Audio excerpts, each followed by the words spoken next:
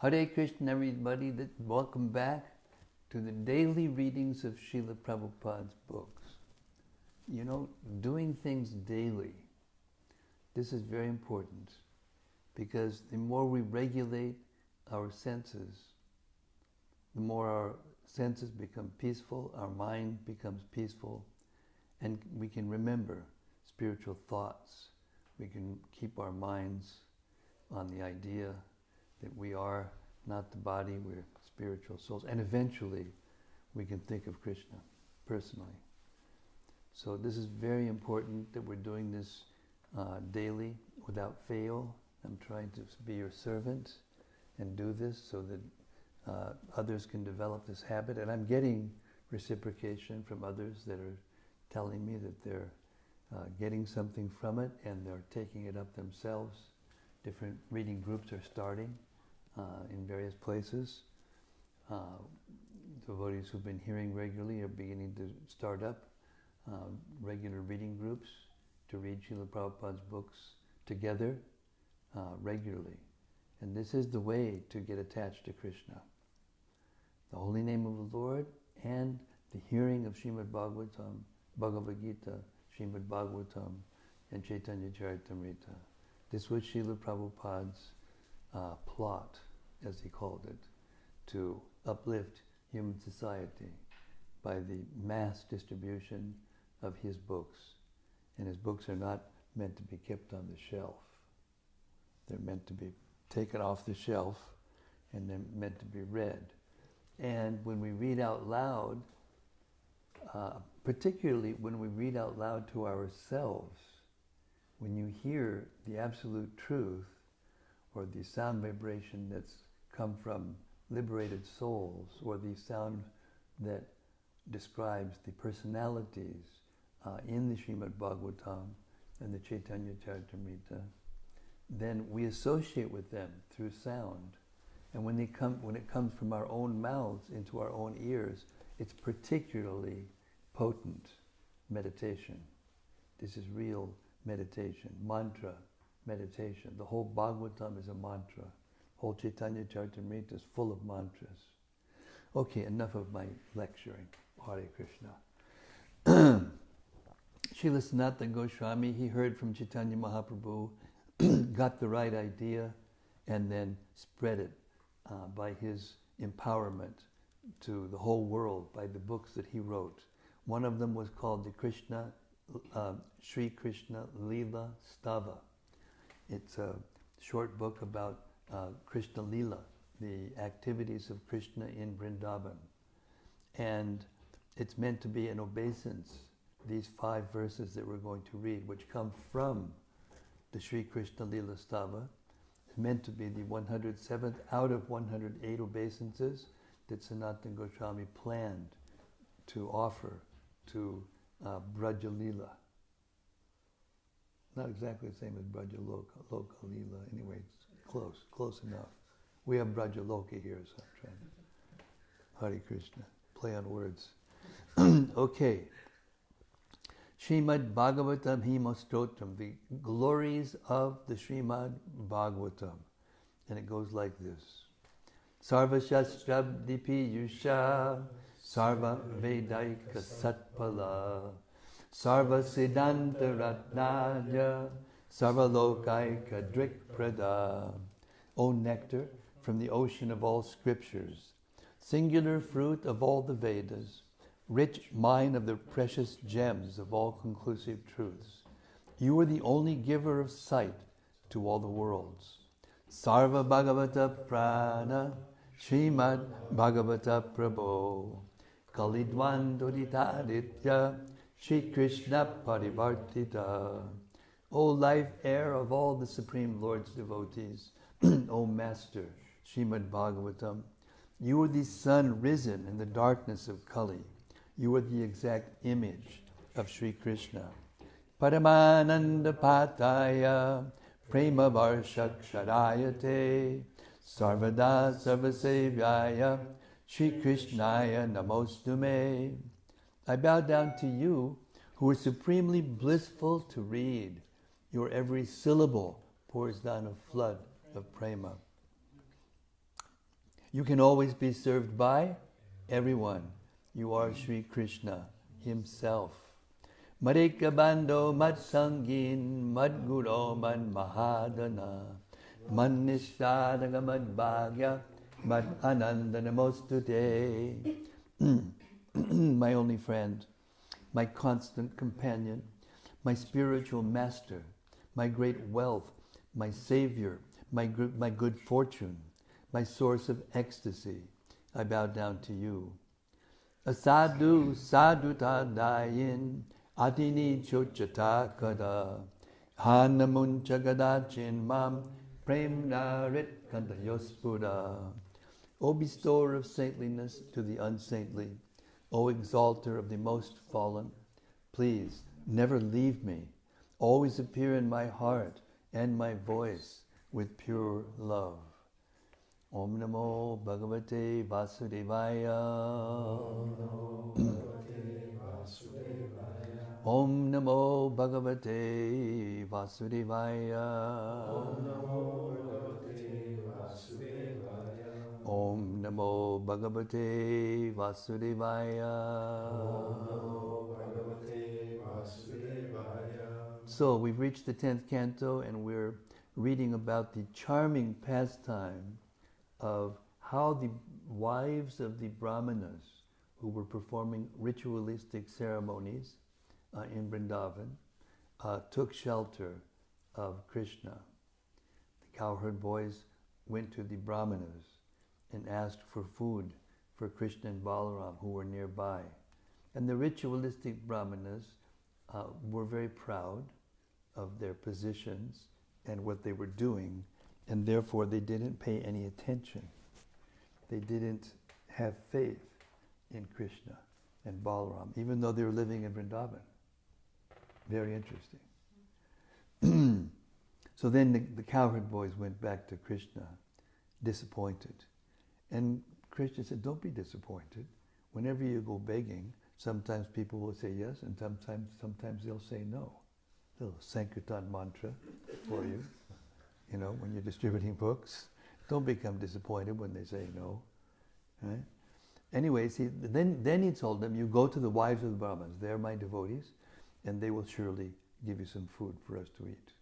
Surely enough, they immediately got all the food together. I think they took all the food that was going to be offered for the sacrifice, and they took it to Krishna and Balaram, and there Krishna is speaking to them. Beginning with text 34. This is Krishna to the wives of the Brahmanas. It is by hearing about me, seeing my deity form, meditating upon me, and chanting my names and glories that love for me develops. Not by physical proximity. Therefore, please, go back to your homes. Don't imagine they were too happy about that. Okay, let's see what they say. Srila Shukadev Goswami said, thus instructed, the wives of the Brahmanas returned to the place of sacrifice. The Brahmanas did not find any fault with their wives. And together with them, they finished the sacrifice. Purport. The wives of the Brahmanas obeyed Lord Krishna's order and returned to the sacrificial arena of their husbands, whereas the gopis, although ordered by Krishna to go home, remained in the forest to dance with him through the full moon night. Both the gopis and the Brahmanas' wives achieved pure love of Godhead. Text 35. One of the ladies had been forcibly kept back by her husband. When she heard the others describe the Supreme Lord Krishna, she embraced him within her heart and gave up her material body, the basis of bondage to material activity. Purport. The lady described here was especially devoted to Lord Krishna. Upon giving up her material body, she immediately attained a spiritual body and left the sacrificial arena to join the Supreme Personality of Godhead. Text 36. Govinda, the Supreme Personality of Godhead, fed the cowherd boys with that food of 4 varieties. Then the all-powerful Lord himself partook of the preparations. Text 37. Thus the Supreme Lord, appearing like a human being to perform his pastimes, imitated the ways of human society. He enjoyed pleasing his cows, cowherd boyfriends, and cowherd girlfriends with his beauty, words, and actions. 38. The Brahmanas then came to their senses and began to feel great remorse. They thought, "We have sinned, for we have denied the request of the 2 lords of the universe, who deceptively appeared as ordinary human beings." Purport. Lord Krishna and Lord Balaram did not try to deceive the Brahmanas. They straightforwardly requested food from them. Rather, the Brahmanas deceived themselves, as indicated by the Sanskrit word Nri Vidambayo, which means that Krishna and Balaram are bewildering for any human being who considers them also to be human. Still, because the wives of the Brahmanas were great devotees of the Lord, the foolish Brahmanas received spiritual benefit and finally came to their senses. Usually it's the other way around. The husbands will advance and the wives will advance with them. In this case, the women advanced and the husbands advanced with them.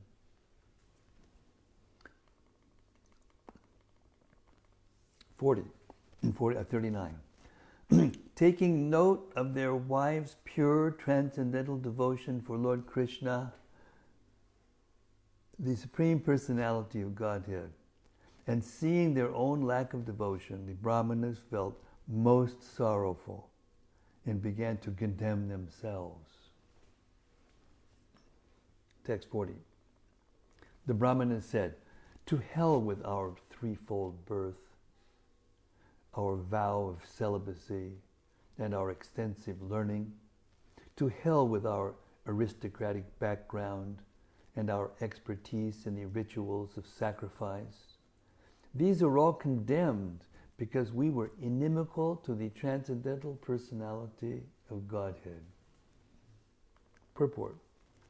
As explained in the definitions above, the words Trivrid Janma, or 3-fold birth, refer to 1, physical birth, 2, Brahminical initiation, and 3, initiation into the performance of Vedic sacrifice. Everything is useless if one is ignorant of the absolute truth, the Supreme Lord Krishna. Text 41. The illusory potency of the Supreme Lord certainly bewilders even the great mystics. What to speak of us?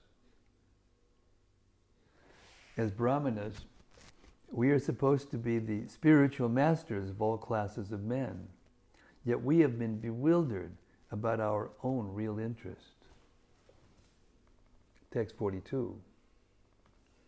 Just see the unlimited love these women have developed for Lord Krishna, the spiritual master of the entire universe. This love has broken for them the very bonds of death, their attachment to family life. Purport. Superficially, the husbands, fathers, fathers-in-law, and so on were the ladies' gurus or teachers.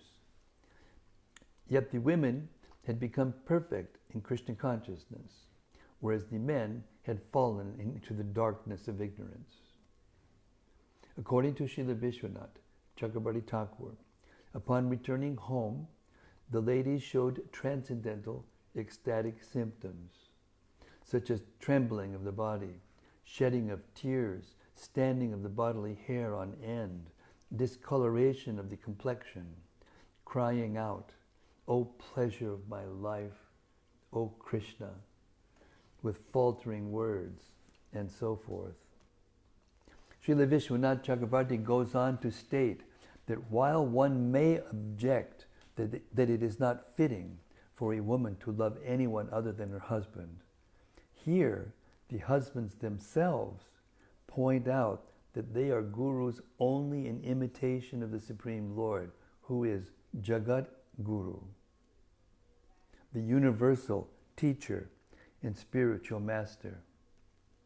The husbands noted that the women, having perfected their transcendental attachment for Krishna, did not even have a trace of attachment left for homes, husband, children, and so forth. Therefore, from that day on, the husbands accepted those ladies as their worshipable spiritual masters and no longer thought of them as their wives or property. 43 and 44. These women have never undergone the purificatory rites of the twice-born classes, nor have they lived as brahmacharis in the ashram of a spiritual master, nor have they executed austerities, speculated on the nature of the self, followed the formalities of cleanliness, or engaged in pious rituals.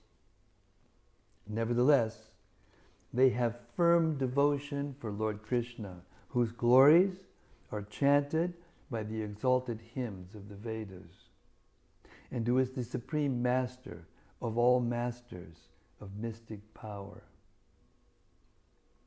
We, on the other hand, have no such devotion for the Lord, although we have executed all these processes. Purport. According to Srila Sridhar Swami, the husbands were not aware that their wives had occasionally associated with residents of Vrindavan, such as the flower ladies, and had heard about the beauty and qualities of Krishna. The Brahmanas were astonished at their wives' loving devotion for Lord Krishna, not realizing that this devotion had developed as a result of hearing and chanting about the Lord in the association of his pure devotees. 45. Indeed, infatuated as we are with our household affairs, we have deviated completely from the real aim of our life. But now, just see how the Lord, through the words of these simple cowherd boys, has reminded us of the ultimate destination of all true transcendentalists. Text 46. Otherwise, why would the Supreme Controller, whose every desire is already fulfilled, and who is the master of liberation and all other transcendental benedictions, enact this pretense with us, who are always to be controlled by him? Purport. Although Lord Krishna is the absolute truth, he humbly sent his cowherd boyfriends to beg food from the Brahmanas. In so doing, he exposed the Brahmanas' foolish arrogance and established the glories of his own transcendental beauty by attracting their very wives to surrender at his lotus feet. It's the hard way. Text 47. Hoping for the touch of his lotus feet, the goddess of fortune perpetually worships him alone, leaving aside all others and renouncing her pride and fickleness. That he begs is certainly astonishing to everyone. Purport. The spiritual master of the goddess of fortune herself obviously does not have to beg for food, as pointed out here by the Brahmanas, who were finally manifesting real spiritual intelligence. 48-49. All the aspects of sacrifice, the auspicious place and time, the various items of paraphernalia, the Vedic hymns, the prescribed rituals, the priests and sacrificial fires, the demigods, the patron of the sacrifice, the sacrificial offering, and the pious results obtained, all are simply manifestations of his opulences. Yet even though we have heard that the Supreme Personality of Godhead, Vishnu, the Lord of all mystic controllers, had taken birth in the Yadu dynasty, we were so foolish that we could not recognize Sri Krishna to be none other than him. Text 50. Let us offer our obeisances unto Lord Krishna, the Supreme Personality of Godhead. His intelligence is never bewildered, whereas we, confused by his power of illusion, are simply wandering about the paths of fruitive work.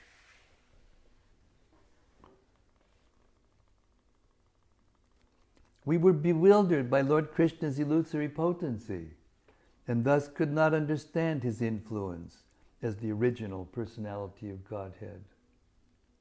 Now we hope he will kindly forgive our offense. These prayers that are offered by all varieties and kinds of devotees are so instructive. They teach us how to actually think, how our mind should be engaged. Pure spiritual conceptions.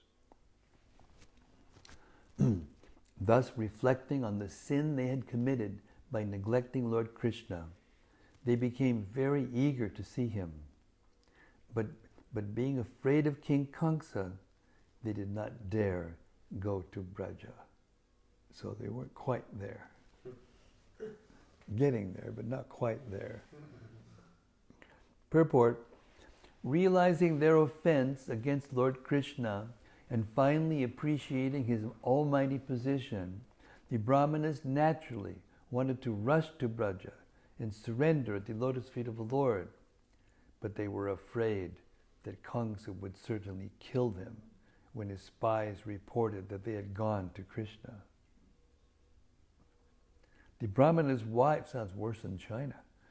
The Brahmanas' wives were absorbed in ecstatic Krishna consciousness and thus went to Krishna anyway, just as the gopis, simply to dance with the Lord, traveled in the dead of night through a forest inhabited by wild animals. But the Brahmanas were not on such an advanced platform of Krishna consciousness, and thus, overcome by fear of Kamsa, could not see the Lord face to face. Thus end the purports of the humble servants of His Divine Grace, A.C. Bhaktivedanta Swami Prabhupada, to the 10th canto, 23rd chapter of Srimad-Bhagavatam, entitled The Brahmanas' Wives Blessed.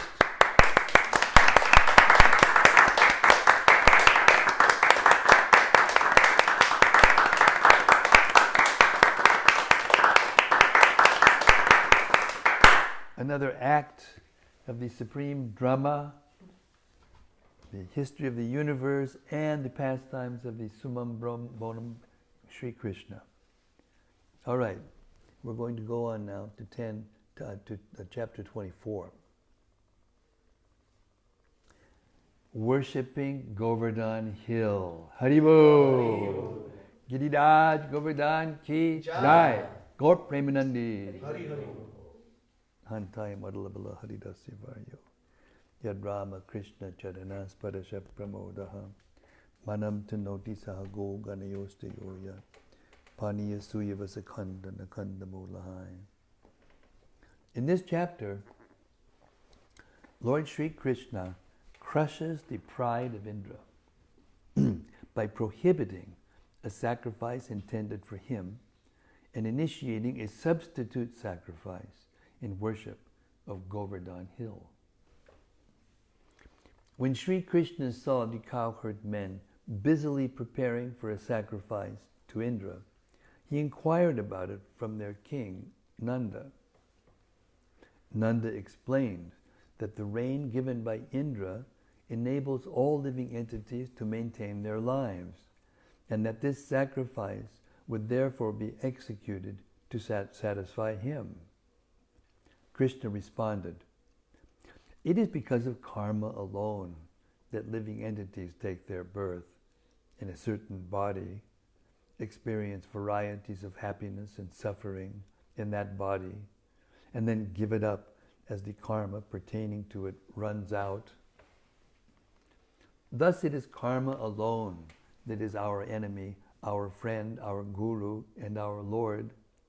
And Indra can do nothing to alter the happiness and distress of anyone, for everyone is tightly bound by his karmic reactions. The material modes of goodness, passion, and ignorance bring about the creation, maintenance, and destruction of this world. The clouds give forth rain when they are impelled by the mode of passion, and cowherds prosper by protecting the cows. Furthermore, the cowherd's proper residence is in the forest and on the hills. Therefore, you should offer worship to the cows, the Brahmanas, and Govardhan Hill." After Krishna spoke thus, he arranged for the cowherd men to worship Govardhan with the paraphernalia collected for the sacrifice to Indra. He then assumed a huge, unprecedented, transcendental form and devoured all the food and other offerings presented to Govardhan. And as he did so, he proclaimed to the cowherd community that although they had worshipped Indra for so long, he had never appeared in person, whereas Govardhan himself had now manifested before their eyes and eaten their offerings of foodstuffs. Therefore, they should all now offer obeisances to Govardhan Hill.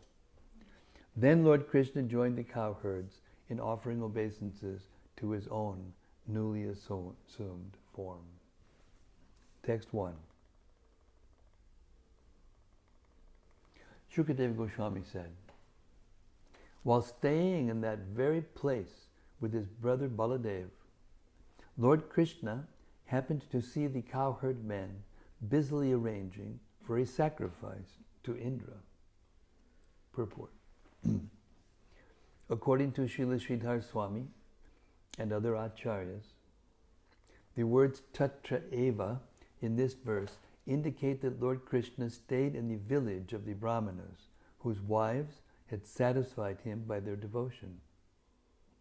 Thus he gave his mercy to those Brahmanas, as well as to their chaste wives, who had no one to associate with except their husbands. In that place, the cowherd men, headed by Lord Krishna's father, Nanda Maharaj, were somehow or other preparing an elaborate sacrifice to Lord Indra, and Lord Krishna reacted as follows. Text 2. Being the omniscient Supersoul, the Supreme Lord Krishna already understood the situation, yet he still humbly inquired from the elders headed by his father, Nanda Maharaj. Purport. Lord Krishna was eager to enact his pastime of lifting Govardhan Hill and defeating the false pride of Indra, and thus he cleverly inquired from his father about the imminent sacrifice. Text 3. Lord Krishna said, "My dear father, kindly explain to me what this great endeavor of yours is all about. What is it meant to accomplish? If this is a ritual sacrifice, then for whose satisfaction it is intended. Is it intended, and by what means is it going to be executed? Please tell me about it, O Father. I have a great desire to know, and I am ready to hear in good faith.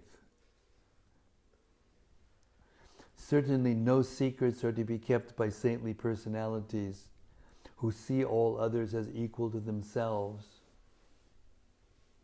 who have no conception of mine or another's, and who do not consider who is a friend, who is an enemy, and who is neutral. Purport. Lord Krishna's father might have thought that his son was a mere child and thus could not properly question the validity of a Vedic sacrifice.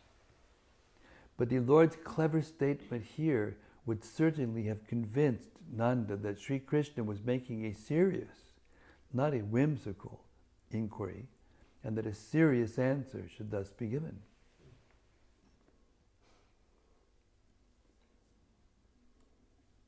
One who is neutral may be avoided like an enemy, but a friend should be considered like one's own self.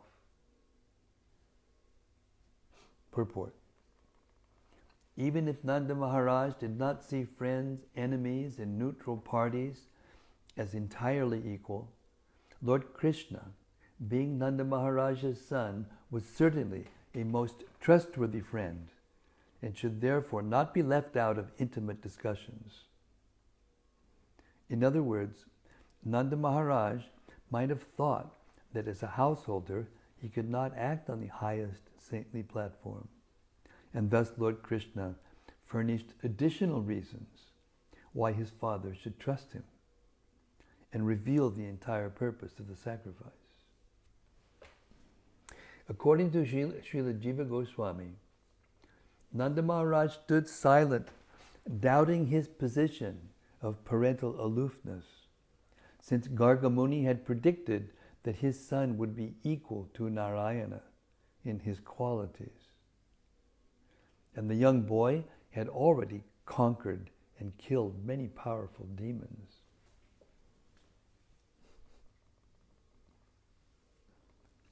When people in this world perform activities, sometimes they understand what they are doing, and sometimes they don't. Those who know what they are doing achieve success in their work, whereas ignorant people do not. Purport. The Lord here informs his father that people should perform a particular ceremony or activity only after thoroughly understanding it through discussion with friends. We should not be blind followers of tradition. If a person doesn't even know what he's doing, how can he be successful in his work? This essentially is the Lord's argument in this verse. Since Sri Krishna, as the young child of Nanda, would naturally be expected to show enthusiasm for his father's religious activities, it was his father's duty to give the son a thorough explanation of the ceremony. Text 7. Being such being the case, this ritualistic endeavor of yours should be clearly explained to me. Is it a ceremony based on scriptural injunction, or simply a custom of ordinary society? Nanda Maharaj replied, the great Lord Indra is the controller of the rain. The clouds are his personal representatives, and they directly provide rainwater, which gives happiness and sustenance to all creatures. Purport. Without clean rainwater, the earth could not possibly provide food or drink for anyone, nor could there be cleanliness. Thus it would be difficult to overestimate the value of rain. Not only we, my dear son, but also many other men worship him, the Lord and Master of the rain-giving clouds. We offer him grain and other paraphernalia of worship produced through his own discharge in the form of rain. Purport.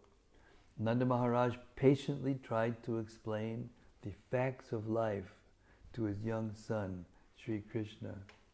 But in fact, Nanda and all the residents of Vrindavan would learn an astonishing lesson, as explained in this chapter. Text 10. By accepting the remnants of sacrifices performed by Indra, people sustain their lives and accomplish the threefold aims of religiosity, economic development, and sense gratification.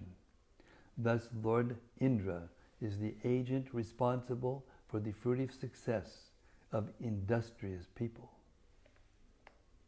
Purport. One might object that people sustain themselves by farming, industry, and so on. But as previously mentioned, all human and non-human endeavor depends on food and drink, which cannot be produced without ample rain. By the word trivarga, Nanda further points out that the prosperity achieved through sacrifice for Indra is meant not merely for sense gratification, but also for religiosity, economic development. Unless people are well fed, it is difficult for them to execute their duties. And without performance of duty, it is very difficult to be religious. Text 11. This religious principle is based on sound tradition. Anyone who rejects it out of lust, enmity, fear, or greed will certainly fail to achieve good fortune. Purport. If a person neglects his religious duties because of lust, envy, fear, or greed, his life will never be brilliant or perfect. 12. Shukadev Goswami said, when Lord Keshava, Krishna, heard the statements of his father Nanda and other senior residents of Braja, he addressed his father as follows to arouse anger in Lord Indra. Purport. Srila Sridhar Swami explains that Lord Krishna's intention was not simply to insult the demigod, but rather to knock down the great mountain of false pride that had arisen within the Lord's tiny servant, who was supposed to represent the Lord as Indra. By lifting Govardhan Hill, Lord Krishna would thus initiate a blissful annual festival called Govardhan Puja. And he would further enjoy the pleasant pastime of dwelling for several days beneath the hill with all his loving devotees. Text 13. Lord Krishna said, it is by the force of karma that the living entity takes birth, and it is by karma alone that he meets his destruction. His happiness, distress, fear, and sense of security all arise as the effects of karma. Purport.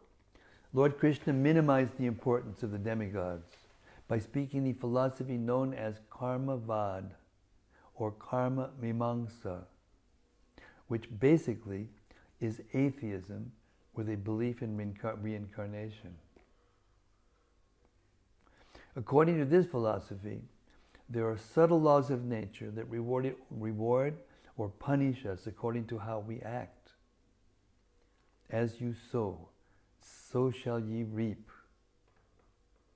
In the future life, one reaps the fruit of his present work, and this is the sum and substance of reality. Lord Krishna, being God himself, could hardly be a serious proponent of this mediocre philosophy.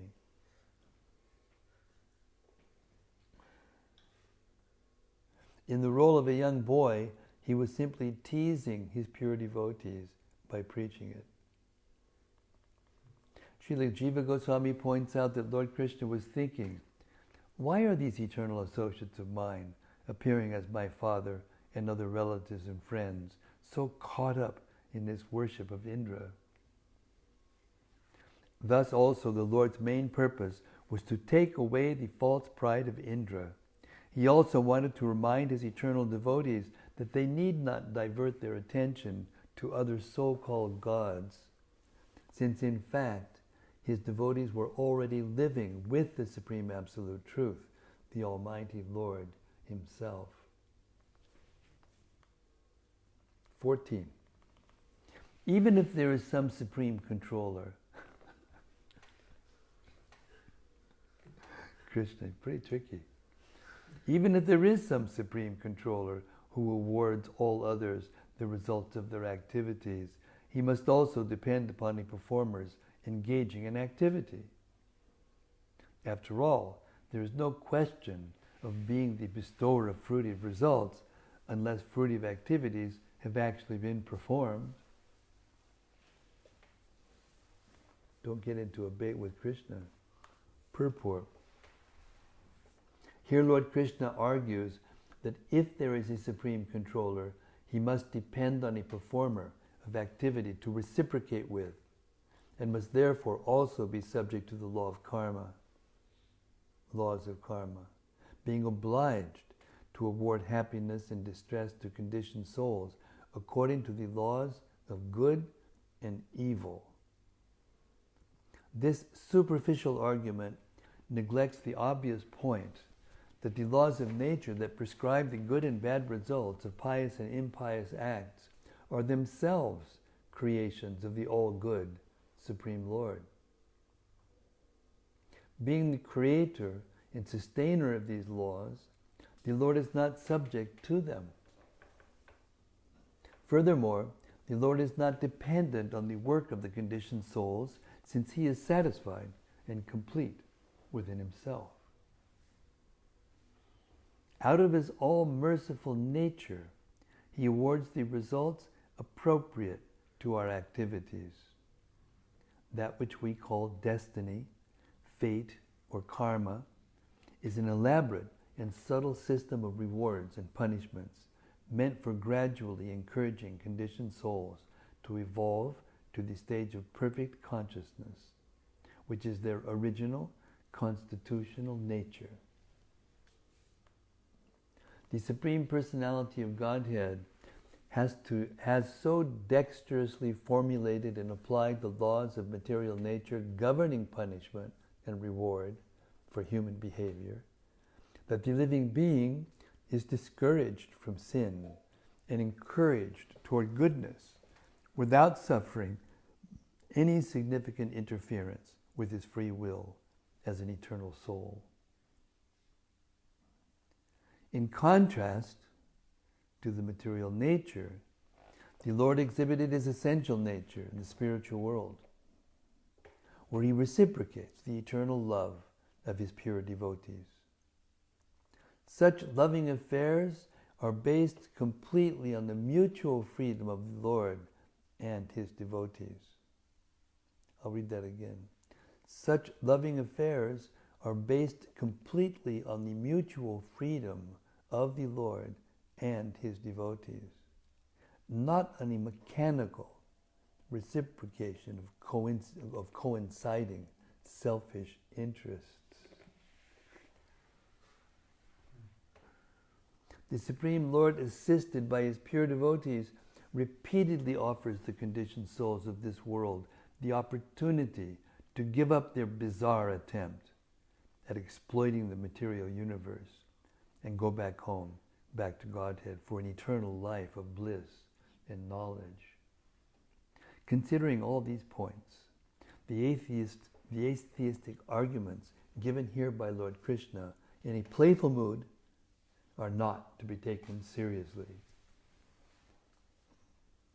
So you have to be really intelligent to understand this book. If Krishna himself is sometimes saying things that aren't really true, just to be clever, you have to be more clever, or at least as clever, right? Text 15.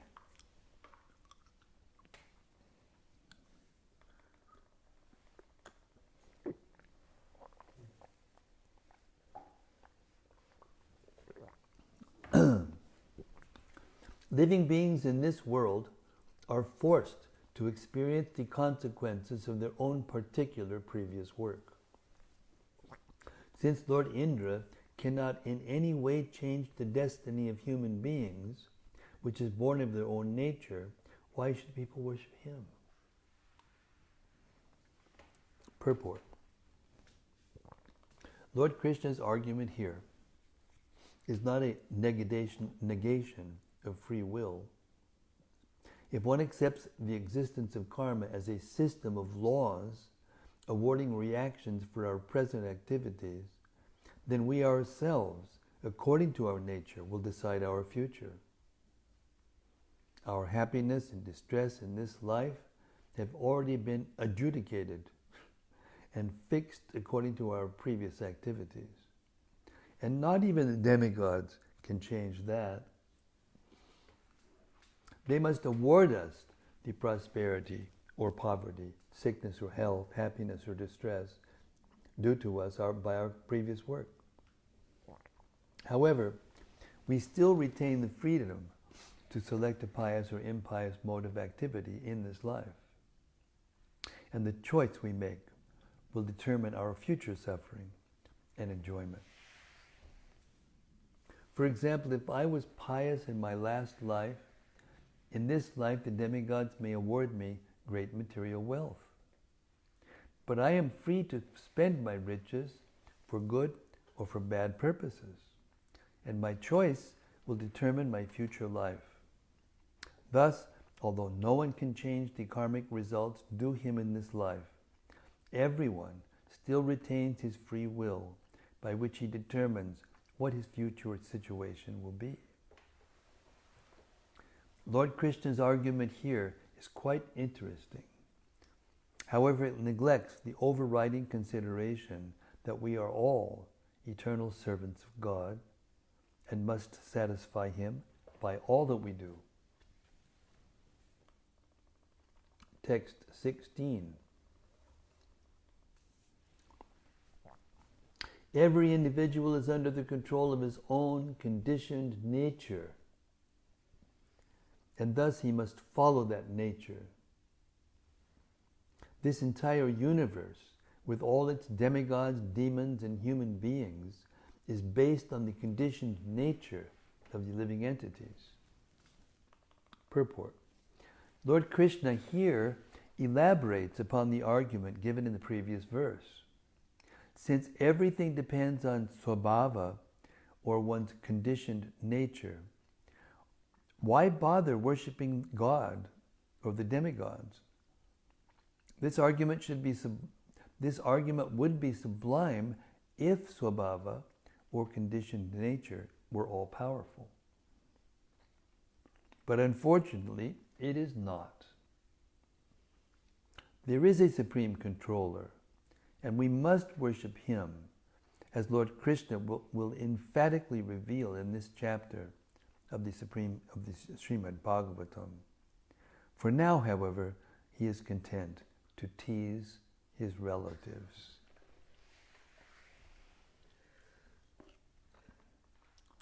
Text 16. Because it is karma that causes the conditioned living entity to accept and then give up different high and low grade material bodies, this karma is his enemy, friend, and neutral witness, his spiritual master, and controlling Lord. Purport. Even the demigods are bound and limited by the laws of karma. That Indra himself is subordinate to the laws of karma is explicitly stated in the Brahma Samhita 554. Yas twindra gopa mutavinda maho swakarma bandhanurupa padabhajana matanoti. The Supreme Lord Govinda awards all creatures the appropriate result of their work. This is as true for mighty Indra, the Lord of the material heavens, as it is for the germ called Indra Gopa. The Bhagavad Gita 7.20 also states, Kamais taistaya rittigyana prapadyantena devataha. Only those who have lost their intelligence because of various material desires surrender unto demigods rather than worship the Supreme Lord. In fact, the demigods cannot award benefits to anyone independently, as stated by Lord Krishna in the Gita, Mayaiva Vihitan Hitan. All benefits are ultimately worshipped, all benefits are ultimately issued by the Lord Himself. Thus it is not altogether incorrect to say that demigod worship is useless. Since even the demigods are under the laws of karma, in fact this is the case. But Lord Krishna, the Supreme Absolute Truth, is not subordinate to the law of karma. Rather, He can independently offer or withhold His favor. This is confirmed in the verse from the Brahma Samhita quoted above, the third line of which is Karmani nir dahati kintu cha bhakti bhajan. The Supreme Lord burns up all the accumulated karma of those engaged in His loving service. Not only is Lord Krishna above the laws of material action and reaction, but He can immediately dissolve these laws for anyone who satisfies Him through loving service. Thus, the Almighty God is supreme in absolute freedom, and by surrendering to Him, we can escape the bonds of karma and stop accepting their dismal rule as supreme. 18. Therefore, one should seriously worship work itself. Whoa, Krishna. A person should remain in the position corresponding to his nature and should perform his own duty. Indeed, that by which we may live nicely is really our worshipable deity. Whoa. Purport. Lord Krishna here proposes the modern, if absurd, philosophy that our work or occupation is really God, and that we should therefore simply worship our work. Upon close scrutiny, we observe that our work is nothing more than the interaction of the material body with material nature, as Lord Krishna Himself states in a more serious mood. In the Bhagavad Gita 3.28, Guna, Guneshu Vartanta. Karma Mimamsa philosophy accepts that good activity in this life will give us a better next life.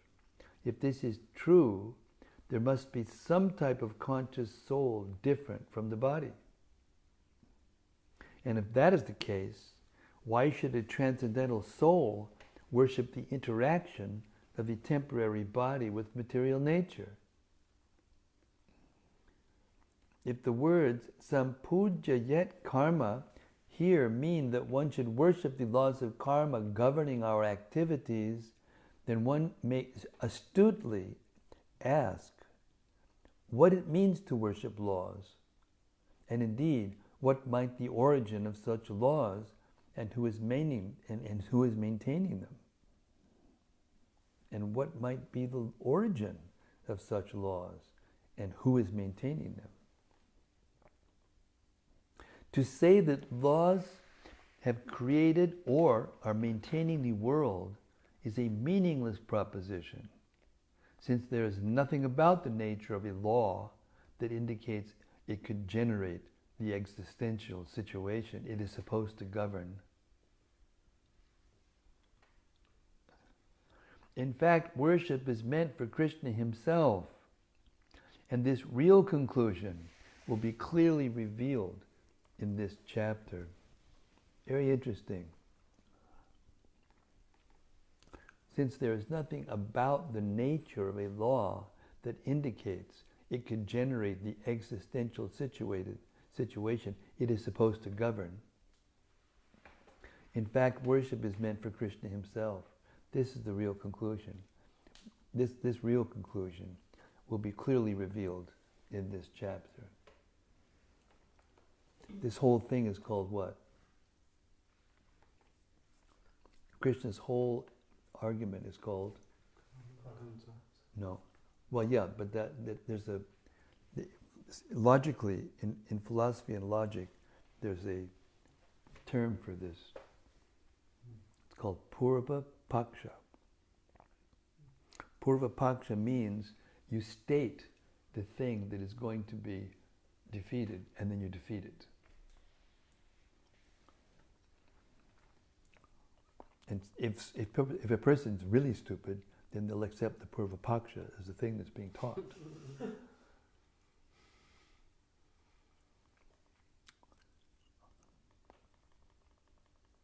Anyway, Krishna's very kind. He'll explain everything. But I'm going to stop here for the reading. That's about an hour. And yeah. We'll have our reflection from the sages, the local sages here. And Radharaman, true to form, will start us off.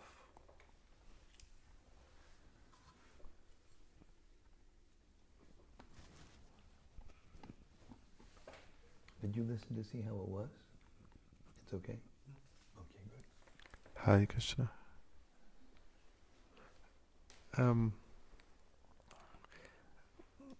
Well, the first thing is I was...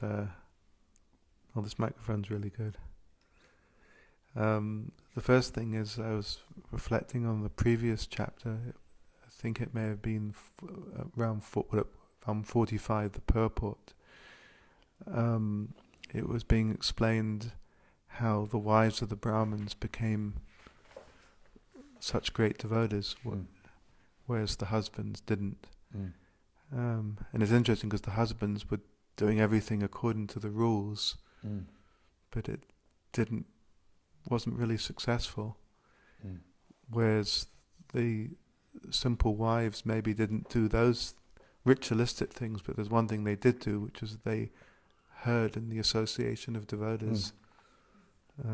They heard from the residents of Vrindavan that they happened to meet about Krishna. And I just thought that was a really interesting point. Maybe I'd like to comment more further on that. Well, I mean, there's another example that's very sweet. In later on in Krishna's pastimes, when he goes into Mathura, he meets the washerman, and the washerman is a worshipper of Kamsa, and he meets him and he says, "Oh, look at those nice clothes. Can we have some?" And who are you to say these are the king's clothes? And how dare you? You better be careful because otherwise, and he going on and on. And Krishna said, "Really?" And he went just, whoosh, and with his hand just whoosh, took his head off his body. Whereas the florist, when he went and asked for a garland, he immediately started working like, man, make the most beautiful garland ever, and then gave it to them, and Krishna was so pleased with him. And it's described by our acharyas that when he used to go and collect his flowers to make the garlands, he would see Krishna in the forest sometimes, and the cowherd boys playing. And therefore he developed intense attachment and a love for him just by that. So see the difference, Therefore it's very important that we hear about Krishna every day.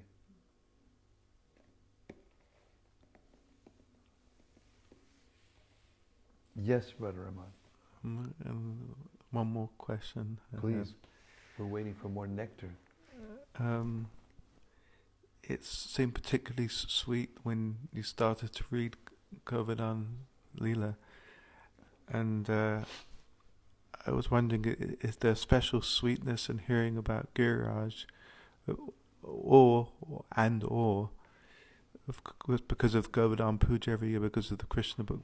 I probably heard that pastime more than pretty much any other pastime. So then the question would be, does that prove that that's the result of hearing continuously, that the more one hears something, the more we'll get a taste for it? Well, that's part of it, but another part of why it's so sweet to hear about Govardhan is because whatever our relationship is ultimately, with Krishna, the Govardhan pastime facilitates all of them all at once. I think I mentioned this the other day.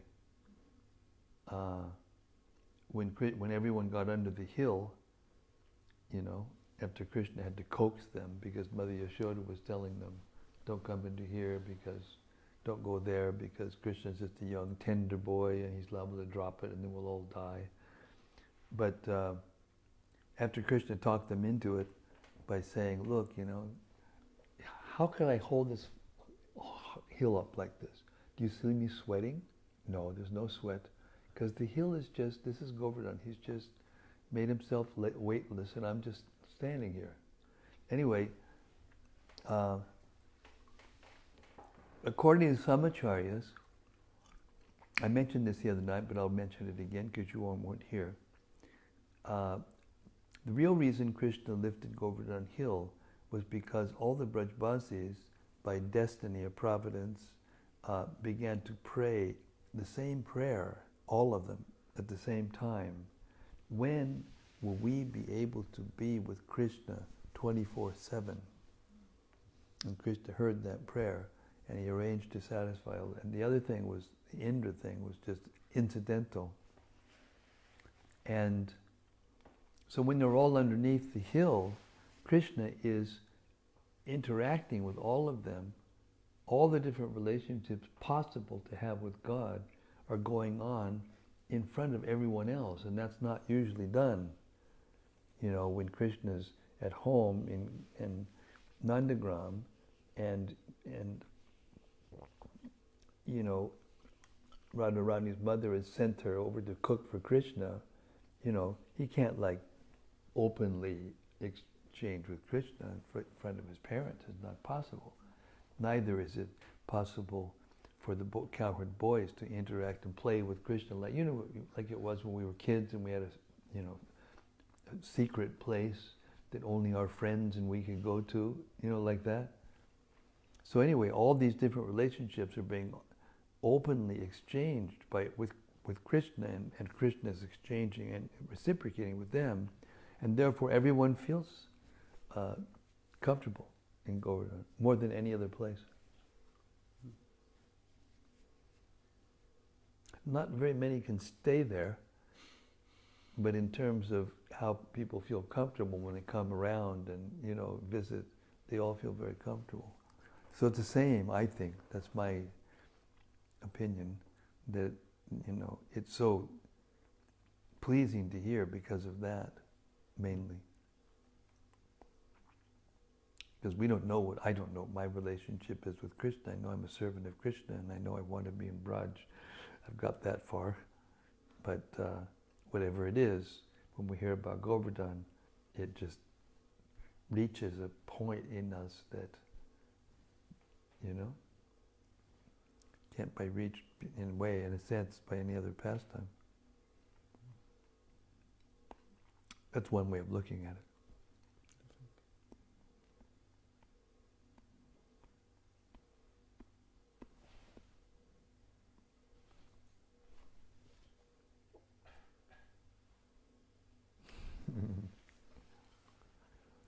Who else has something to offer?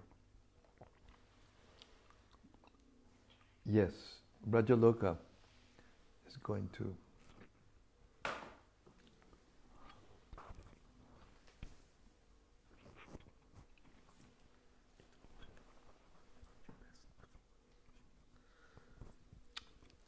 Sorry for my English. I try to express. It's quite all right. Your English is quite good. Don't be embarrassed. So first of all, I have a reflection. You have to speak like, you don't have to speak like so close to the mic. You should speak your normal voice. Okay. Okay? Okay. So I have a reflection in connection with the previous chapter. It was very beautiful to hear about the power of hearing about the power of Krishna's beautiful form and qualities. And one question came to my mind about Brahmanas, because you mentioned that the wife of a Brahmanas got perfection just because of hearing about Krishna, hearing from devotees who had pure love toward him. And in the same time, the Brahmanas also had this opportunity. They associate with their wives and they hear from them about Krishna, but at the end they couldn't reach. Did it say that they heard about Krishna from their wives? And they had the opportunity to associate with these elevated devotees. Yeah, they of had an opportunity to associate with the wives. Yeah, but they had material conceptions. Anyway, go ahead. I'm sorry, I don't mean to interrupt you. That was my question. Why they didn't give up everything and go to Krishna when they realized that their mistake? I see. After they realized their mistake. Yeah, because they weren't completely surrendered. They were proud, and therefore they were afraid of Kamsa. They were actually afraid of Kamsa. That was the main thing. They were thinking of their own protection, their own safety. Whereas the wives, they didn't care. They just ran to Krishna immediately. They didn't care about any of that.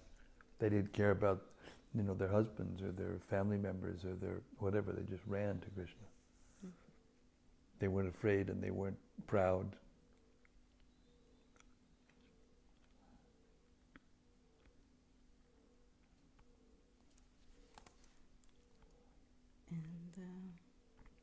There was the verse, this 34, when it mentioned that the wives of the Brahmanas, after Krishna said to them to go home, they went home. And in the purport there is mentioned that the gopis didn't go home and they went home, but both of these elevated souls got the pure love of Godhead. But I just think about that. Is there some differences? Or yeah, it's mood. Yeah. Difference is the mood. Just like love is love, it's the same thing, but the way it is expressed to different persons generates different activities and different tastes, different ways of dealing. The mother will love the child, will love the husband, but that love won't be exchanged in the same way with the child as it was with the husband.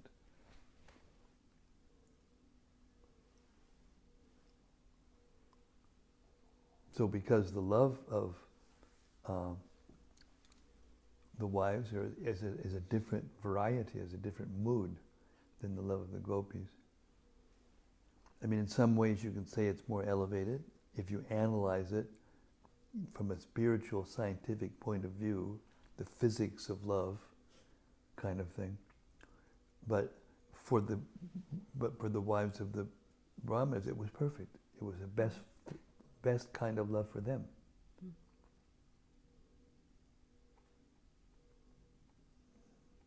And Krishna, he told them, you stay there and you serve them, and they will not get upset with you. I mean, that's a big thing in the Vedic culture, and even in Braj, they're very strict. They're very strict about the norms, the spiritual norms, the social rules and regulations are very strict. That's why the gopis, the Vedic culture is therefore it's very exalted, and people are pure-hearted, and they're very regulated, and they're very. But the gopis, they gave all that up.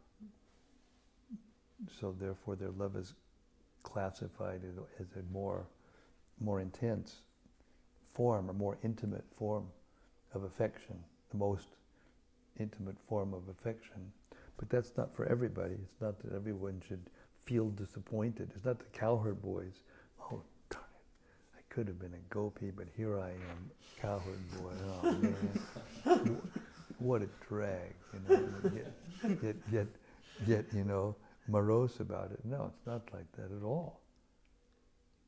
And there's exchange. There's loving pastimes where, the cowherd boys cause the thing to increase between Krishna and the gopis, and vice versa. The things, gopis will increase loving affairs with Krishna and the cowherd boys, and then vice versa with all the different living beings in Braj. They're all in it together, actually. They're all in it together. They're one, not one unit in the sense that they're all one, but they're all they're all in agreement with one another, because everything that they do is for Krishna's pleasure. Therefore, even sometimes they compete with one another in different ways. The gopis will try to please Krishna better than another gopi, or cowherd boys will, run to touch Krishna and compete who's going to touch Krishna first in their childhood play. But there's no, competition. There's no losers. In the material world, when there's a winner, there's a loser. It's the way it works. You get something for yourself, it has to be something else, taken from someone else. But with Krishna, he can satisfy everyone equally to the same degree, even they have different relationships and different degrees of intimacy, but they will be fully satisfied. That's what real oneness means. Oneness in agreement.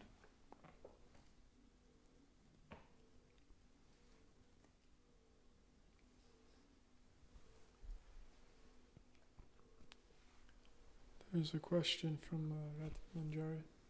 Rati Manjari has a question? That's amazing.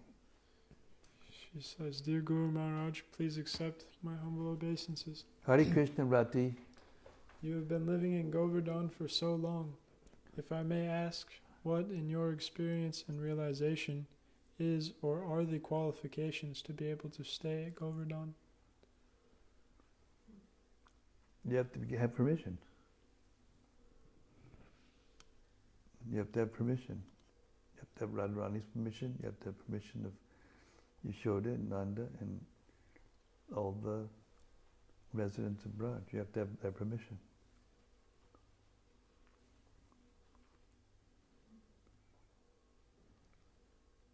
That means you have to be, you have to have given up all other desires. There's a nice verse by Raghunath Das Goswami or Sanatan Goswami. Just a second, I'll find it. Just take me a minute. And we'll try to share something here.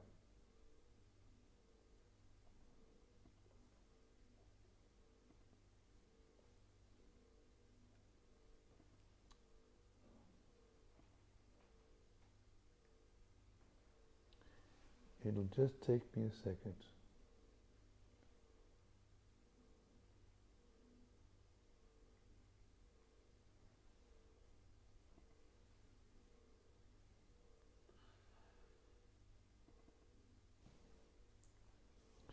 I think this is it. This is 10 Appeals for Residents at Govardhan Hill by Srila Raghunath Das Goswami. Sri Govardhan Vasa Prarthana Dasaka. And one of these prayers, I hope I got the right one. It's been a long time since I've read this prayer.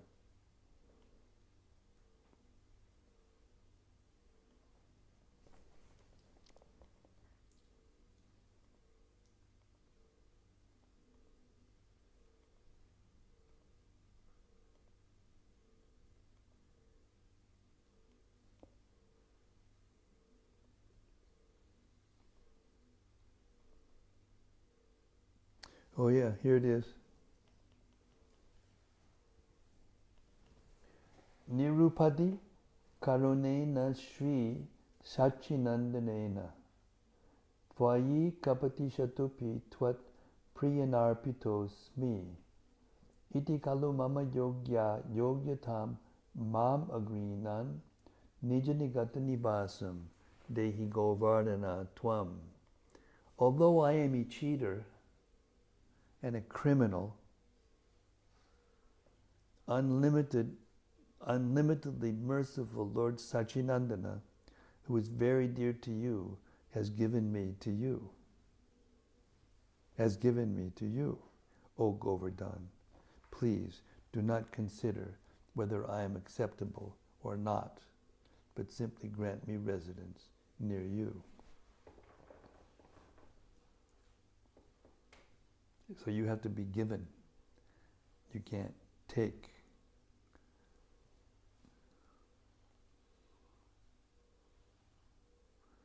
So here, you have to admit that you're a cheater and a criminal, first of all.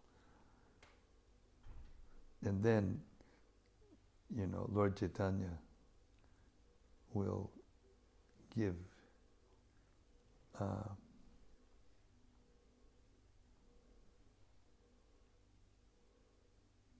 you to Lord to Jagat to Govardhan. You have to be, what's the word, ushered into you have to be given permission. And you're given permission according to your qualification, and your qualification is danya. Danya is utter humility. It means you think you are, everyone else is better than you. But still, you maintain your desire. You plead and you beg and you this is a very nice phrase. Please do not consider whether I am acceptable or not, but simply grant me residence near you. You have to want it so much that you're willing to beg for it, and you have to be patient enough to not, try to crash the party until you're invited.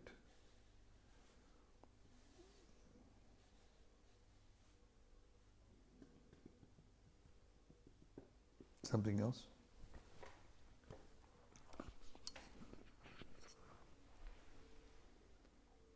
This is Rati also. She says, does the Goswami in this amazing prayer refer to the Govardhan Shila which Lord Chaitanya gave to Raghunath Das Goswami? Yes.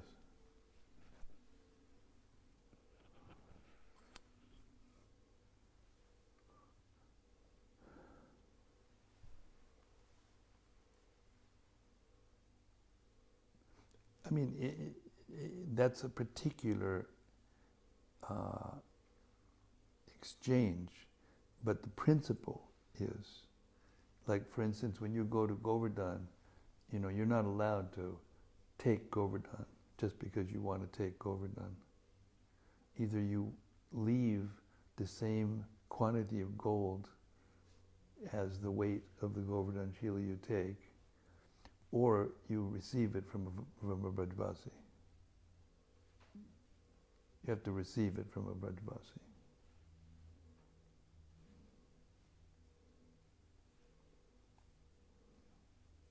She said one more thing.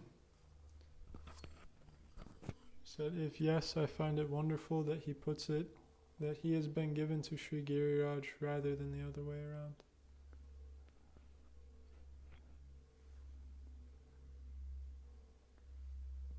What?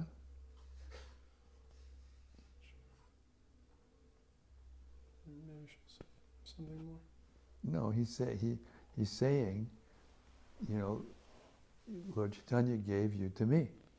Lord Chaitanya gave Govardhan to Raghunath Das Goswami. So what I was saying was, then you typed it and got it before I said that the answer. The answer is, what that means is that you have to get Govardhan from a Brajvasi.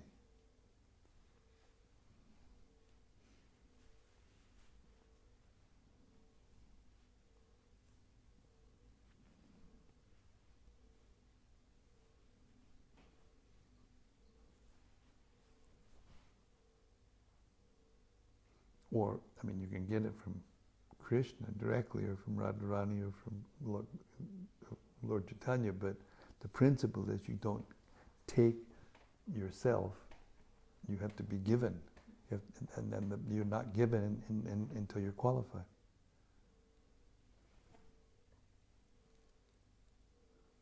And sometimes you have to go through, your deep levels of renunciation and purification before you can come to that stage.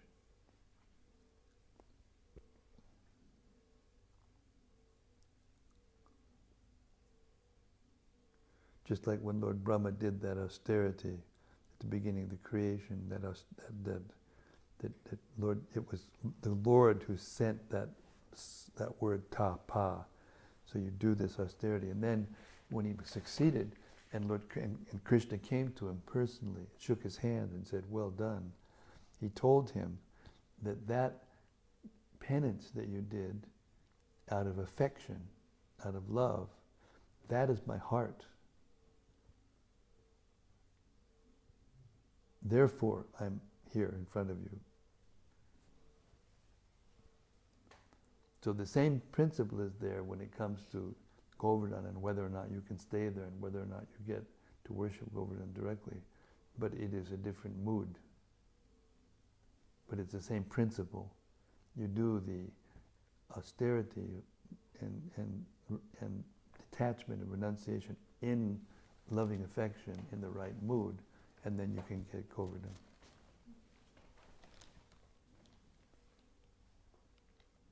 And to get residence, that's even more, intimate and even more special. I mean, Brahma got to shake Krishna's hands, and he got a vision of even Goloka Vrindavan, but it was, just a few seconds or minutes or whatever. And then he had to go back to the activity of creating the universe, because that was his service, and because he was passionate, he was attached.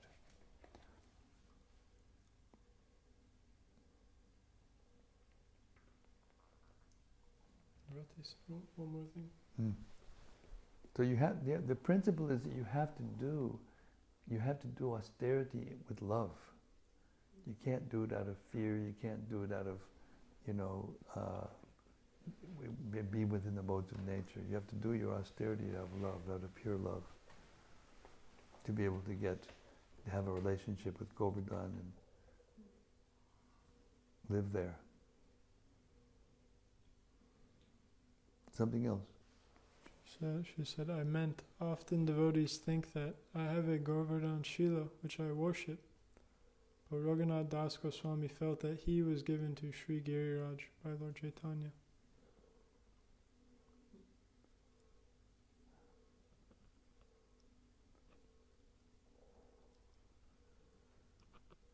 Yeah, same.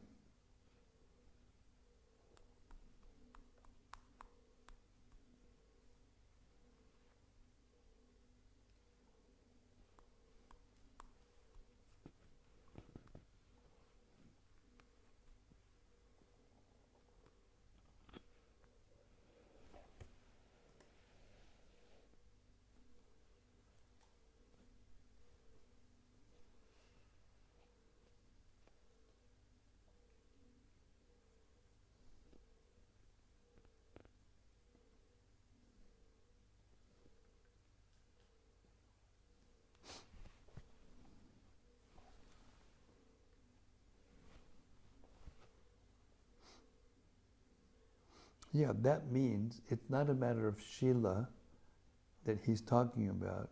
It means that he's allowed him to live. He's given me to you. He's allowed me to come and live in your presence, in Govardhan, the Govardhan Basi. It's not talking about a Shila. It's talking about residence in Govardhan. So therefore Lord Chaitanya has given, even though it's a Shila that he gave him, but it symbolizes that he gave. And interestingly, he gave him the Shila outside. He gave him the Shila in Jagannath Puri. And then he told him, you go and live in Govardhan. So it's not talking just about the Srila, it's talking about the residents in Govardhan. Residents in Govardhan. Lord Chaitanya is giving me to you through giving the Srila. Doesn't mean just because you're worshipping a Srila that you're a resident of Govardhan yet. But Raghunath Das Goswami got that benediction from Lord Chaitanya. Therefore he's saying, given me to you.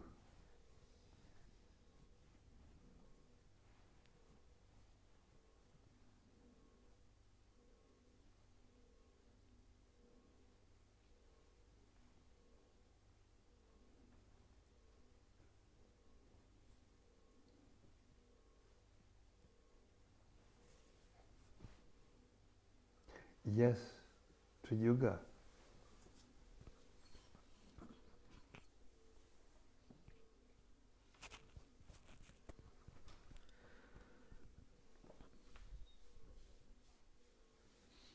Maharaj, you mentioned about this dainya.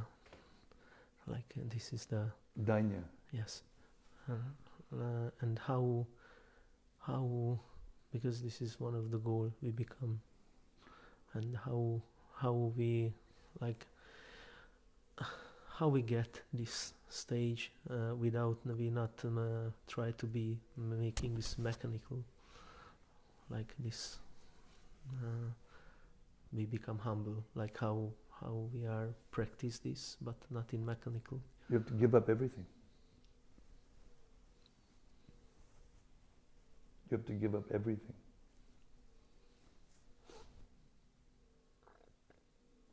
I'll read you something. We're on 2420. Keep track, okay? 2420. I'll read you something about this.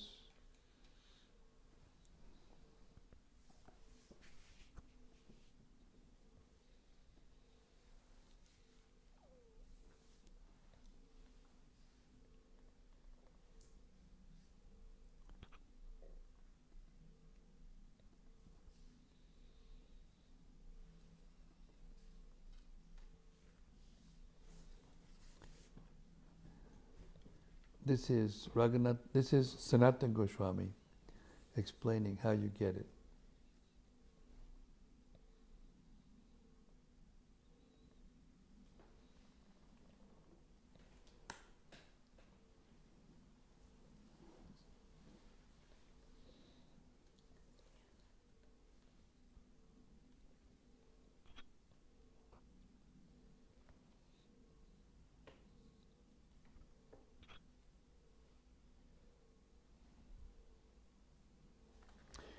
One develops that love by practicing the devotional service whose main ways are meditation on and singing about the many Braja pastimes of the Lord.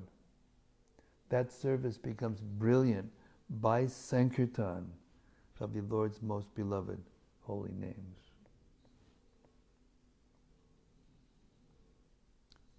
Commentary.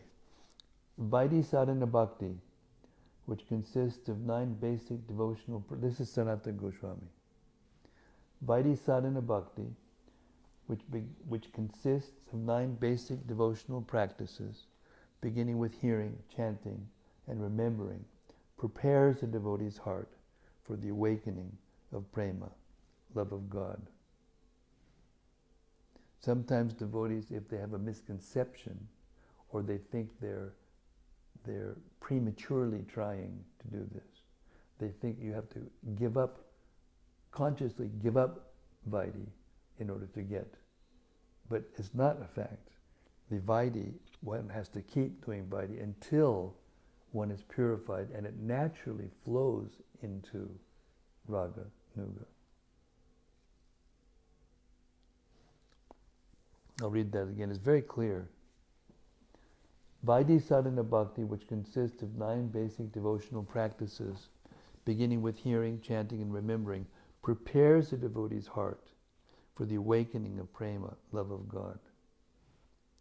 Dhyana and Gana, the general methods of remembering and chanting about the Supreme Lord and His pastimes, transform in the advanced stages of sadhana into Preshna Nama Sankirtan, ecstatic absorption in the nectarian names of one's worshipable Lord.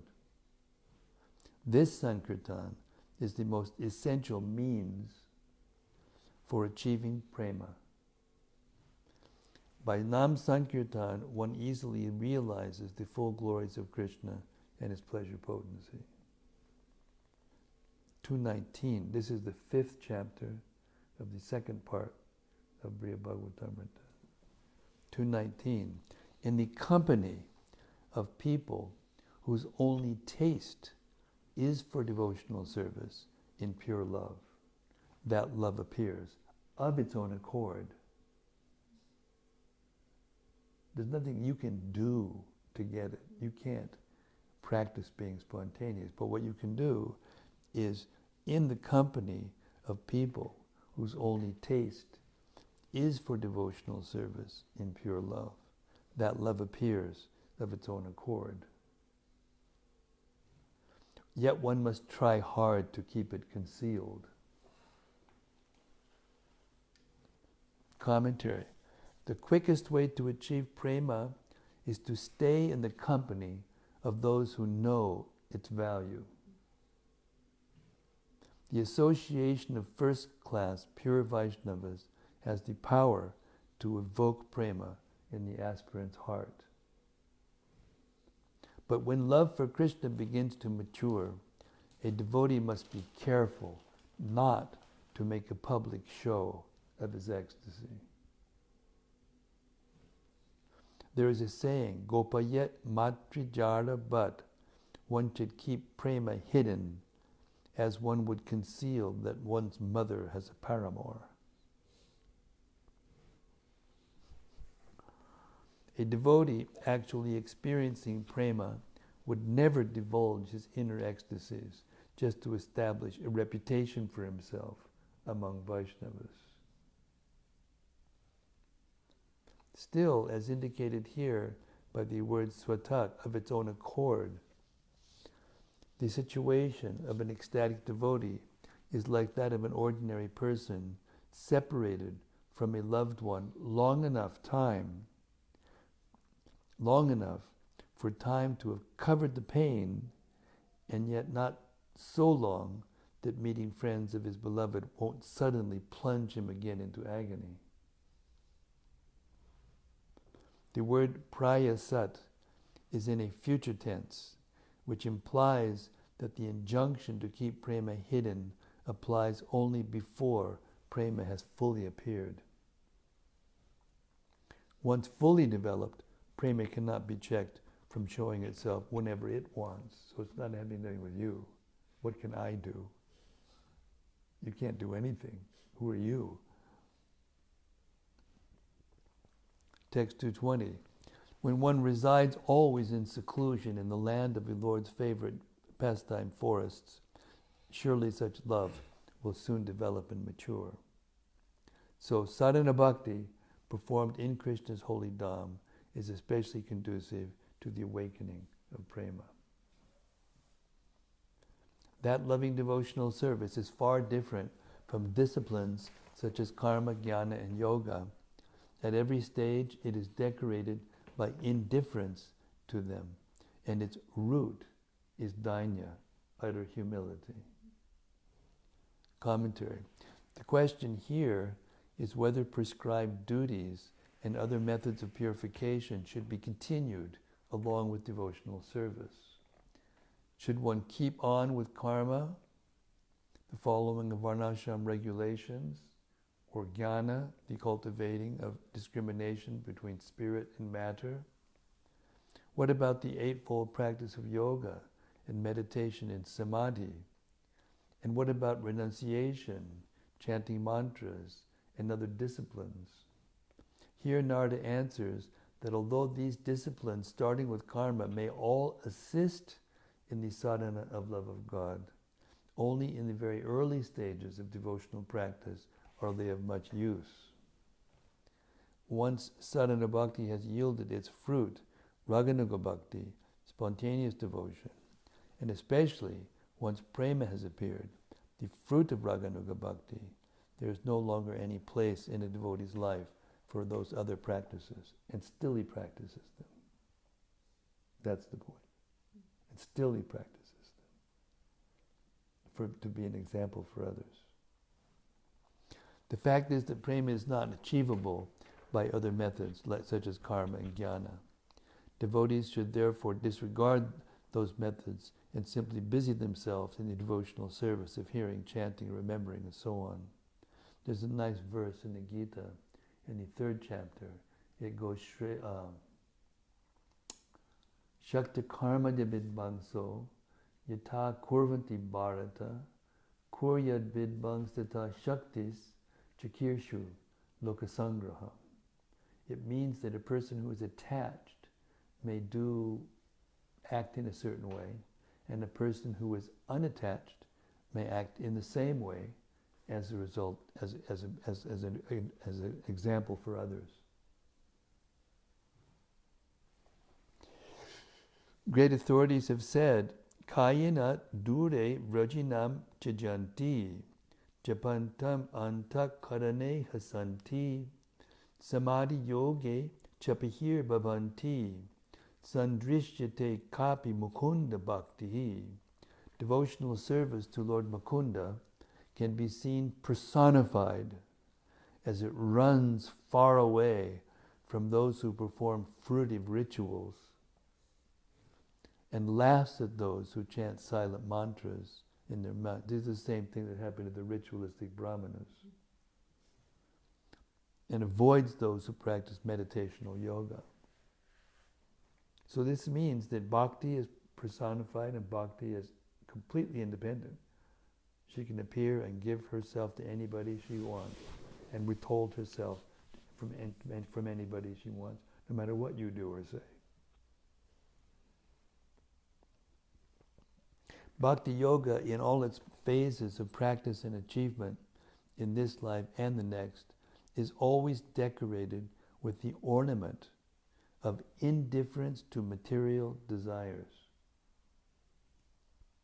That's the first secret. This holds true whether bhakti is transformed internally with the subtle body or externally with one's physical body and senses and the body's external possessions. When one allows secondary means and goals to become prominent, one deviates from bhakti. The most essential support, and a candidate for pure bhakti must always take help from it, is utter humility. 222. Wise men define dainya as the state in which one always thinks oneself exceptionally incapable and low, even when endowed with all excellences. Commentary. Narada's own definition of dainya distinguishes his use of the word from other possible meanings, such as poverty, becoming selfless by not accepting charity, and being free from egotism. Someone might say that the quality of thinking oneself very fallen may also be seen in persons who are simply lazy,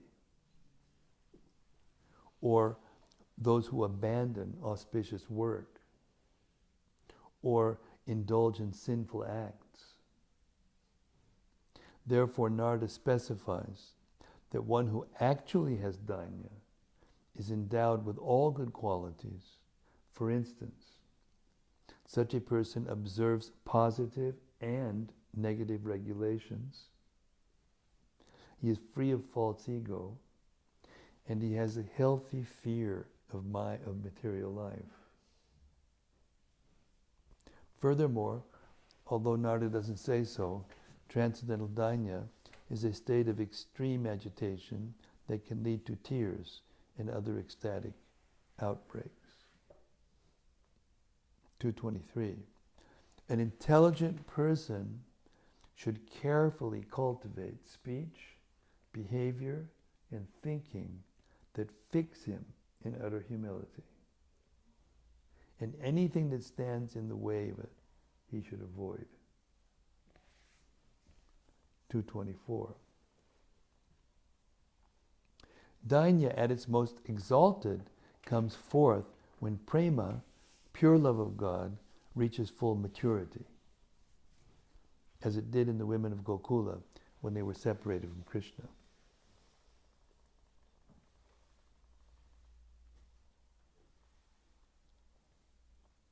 When Dainya fully matures, prema unfolds without limit. And so we see Dainya and prema acting in a relationship in which each is both cause and effect. Commentary.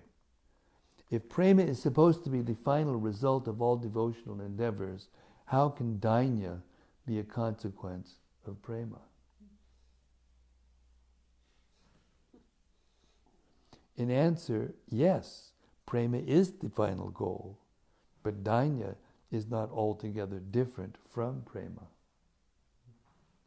Dainya is an integral component of prema, and both foster one another. It is a misunderstanding to think that because there is always another level of perfection to attain, one can never reach the supreme goal of life.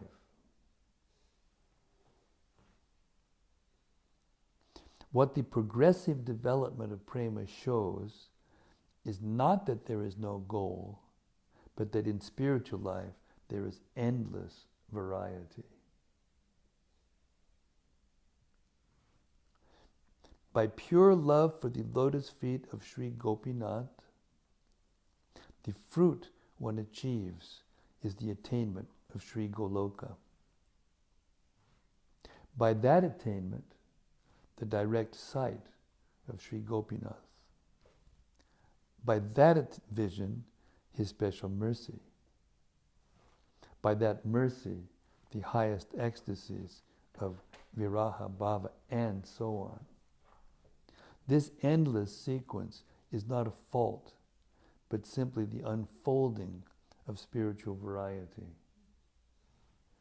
Even in Vaikuntha, what to speak of Goloka, the bliss of devotional service unfolds in an infinite variety that puts the happiness of liberation to shame.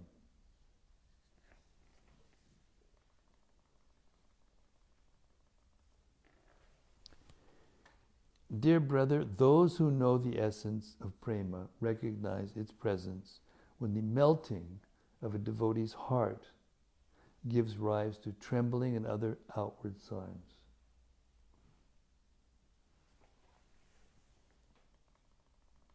This statement settles the possible doubt over the nature of prema.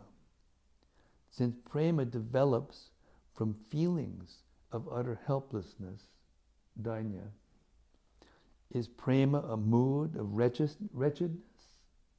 Remember what Prabhupada used to say? You have to chant as if a child crying for its mother, a baby crying for its mother. In that way, Prabhupada was teaching us all these things in a very simple way that we can understand.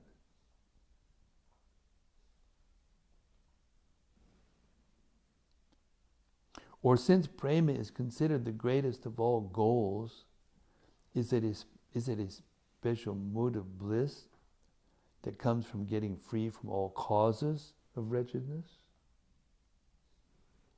According to Narada, only those who have realized prema can distinguish its real nature. The essence of prema cannot be defined in mere words. At best, it can be recognized by its secondary characteristics, tatastha lakshana. Thus we can understand the presence of prema by its external symptoms like trembling, floods of tears, and standing erect of the bodily hair. Softening of the heart, chitradrata, also counts as an external symptom because it is knowable by the mind, even though it is also said to be internal because it is not a directly visible object.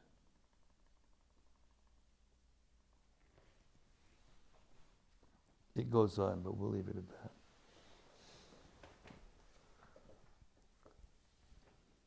Something? You stopped? So I'm just saying.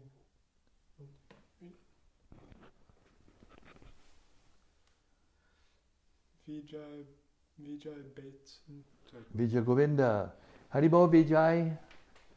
He says, Hare Krishna. Hare Krishna. He says, "Hi Maharaj, thank you for this extended reading on Dainya. This is one of my favorite passages from Brihad Bhagavatamrita. Your grateful servant, Vijay Govinda Das." Hare Krishna. Thank you very much. You're blessed because you have an attachment for hearing Brihad Bhagavatamrita. If you notice, in the Adi Leela, chapter 5, text 203, you'll find a statement by Srila Prabhupada that if you want to understand devotional service, Krishna and Krishna devotees, you must read this book. And with that, ladies and gentlemen, I am going to close the curtain for today. It's getting late. It's almost 8:30. Thank you very much. All glories to the divine Leela of Sri Krishna and the wives of the Brahmanas and and pure love for Krishna. Srimad-Bhagavatam ki jai. Gaur Premanandi ki jai. See you tomorrow night, same place, same station, same time. Well, we'll do it at 6 tomorrow night. I'll let you know if it's going to be the same time because it's starting to get close to the time when we're going to leave Folkestone. And I'll let you know. But for now it's 6, unless you see a flashing sign on the fan page. Otherwise, Hare Krishna. See you tomorrow. Hare Bol.